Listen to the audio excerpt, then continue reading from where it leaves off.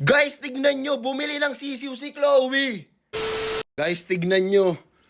Chloe, anong inuwi mo? Hoy, tignan nyo, nag-uwi ng sisiw si Chloe dito sa bahay. Guys, sa mga di nakakaalam, piyesta kasi dito sa amin dito sa Bicol. Pero huwag nyo pasinin yung bakbak dyan sa mukha ko kasi nag-exfoliate po yung outfits nyo. Pero ayun nga, opo, piyesta dito sa amin sa Bicol. Actually, Peña Francia ganun sa mga nakakaalam po kay Ina. And hindi pa naman tapos yung Peña Francia. Tignan nyo yung babaita.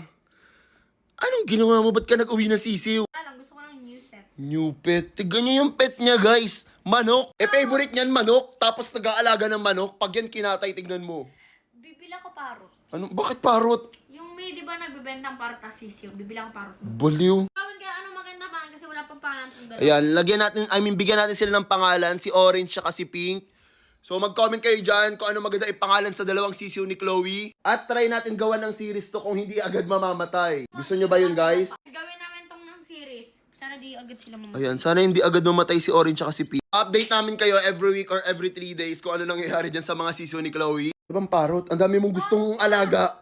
Grabe ang bakbak ng mukha ng otits na yan. Pero hindi siya mamatay kasi pag malaki na yan, katayin ko talaga yan. Wag, bala ko din. Alis na ko.